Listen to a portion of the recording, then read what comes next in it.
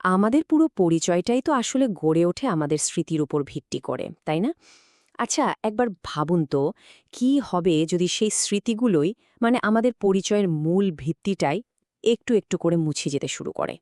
আজ আমরা ঠিক এমনই একটা বিষয় নিয়ে কথা বলবো, আলজাইমার রোগ, যা আমাদের স্মৃতি আর অস্তিত্বের জন্য এক বিরাট চ্যালেঞ্জ।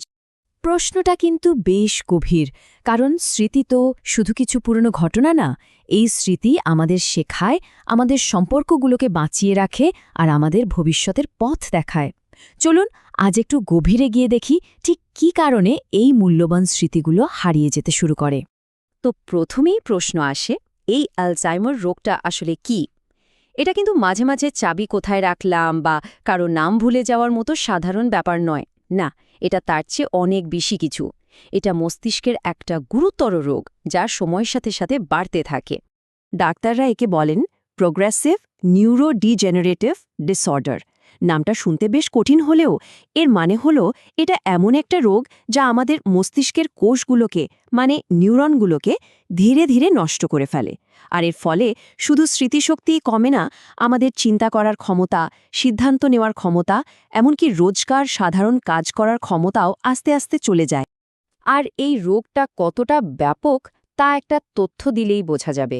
সারা বিশ্বে যত মানুষ ডিমেনশিয়ায় আক্রান্ত হন, তার মধ্যে প্রায় ৬০ থেকে ৭০% মানুষেরই ডিমেনশিয়ার কারণ হল এই আলঝেইমার।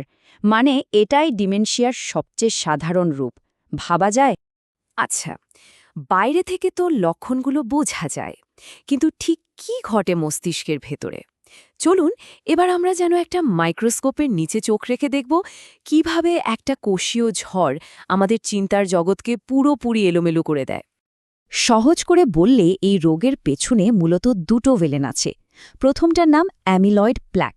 এটা হলো এক ধরনের প্রোটিনের বর্জ্য, যা মস্তিষ্কের কোষগুলোর মাঝখানে বাইরে জমে যায়, অনেকটা রাস্তার উপর আবর্জনা জমে ট্রাফিক জ্যাম হয়ে যাওয়ার মতো। আর দ্বিতীয় ভেলেনটা হলো নিউরোফাইব্রিলারি ট্যাঙ্গল। এটা আবার কোষের ভেতরেই ঝামেলা করে। টাউ নামের একটা প্রোটিন জট পাকিয়ে কোষের ভেতরকার যোগাযোগ আর পুষ্টি পরিবহনের রাস্তাই বন্ধ করে দেয়। আর এই দুটো ভিলেনের কারণে মস্তিষ্কে একটা ধ্বংসের প্রক্রিয়া চালু হয়ে যায়। প্রথমে কোষগুলোর মধ্যেকার যোগাযোগ ব্যবস্থাটা দুর্বল হয়ে পড়ে। এরপর ঠিকমতো কাজ করতে না পেরে কোষগুলো একটা একটা করে মারা যেতে শুরু করে। আর শেষ পর্যন্ত এর প্রভাবে আমাদের পুরো মস্তিষ্কটাই আকারে ছোট হয়ে আসে, যাকে বলে সেরিব্রাল অ্যাট্রফি। মস্তিষ্কের ভেতরে তো এত কিছু ঘটছে, কিন্তু এর প্রভাবটা আমাদের রোজকার জীবনে কিভাবে দেখা দেয়? চলুন এবার রোগের বিভিন্ন পর্যায়গুলো আর তার লক্ষণগুলো সম্পর্কে একটু জেনে নিই। রোগের একদম শুরুর দিকে কিছু সাধারণ লক্ষণ দেখা যায়।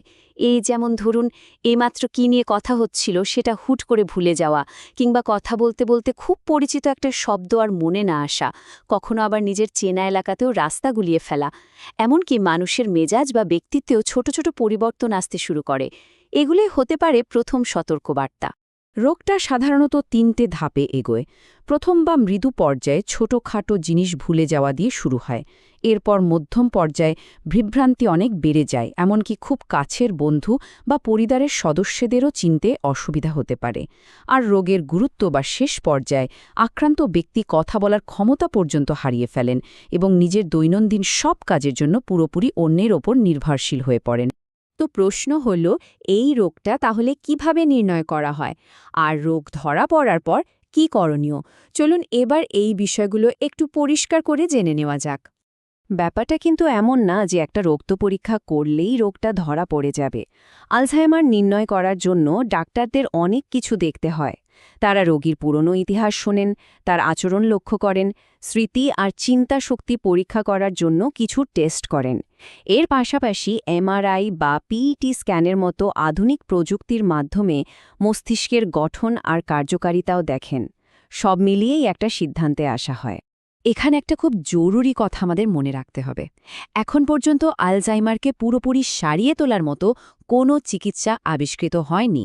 তাই চিকিৎসার মূল লক্ষ্যটা নিরাময় নয়, বরং রোগের গতিটাকে যতটা সম্ভব ধীর করে দেওয়া, আর রোগী এবং যিনি তার যত্ন নিচ্ছেন কেয়ারগিভার, এই দুজনেরই জীবনযাত্রার মান যেন ভালো থাকে সেই চেষ্টা করা।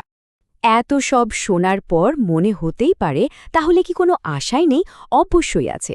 আলোচনার এই শেষ ভাগে আমরা প্রতিরোধ এবং ভবিষ্যতের আশা নিয়েই কথা বলবো। আমরা নিজেরা কি করতে পারি আর গবেষণা আমাদের জন্য কী সুসংবাদ নিয়ে আসছে। ভালো খবরটা হলো আমরা নিজেরাই কিন্তু আমাদের মস্তিষ্ককে সুস্থ রাখতে অনেক কিছু করতে পারি। যেমন মস্তিষ্ককে সচল রাখা, সেটা হতে পারে বই পড়ে, নতুন কিছু শিখে বা পাজল সলভ করে।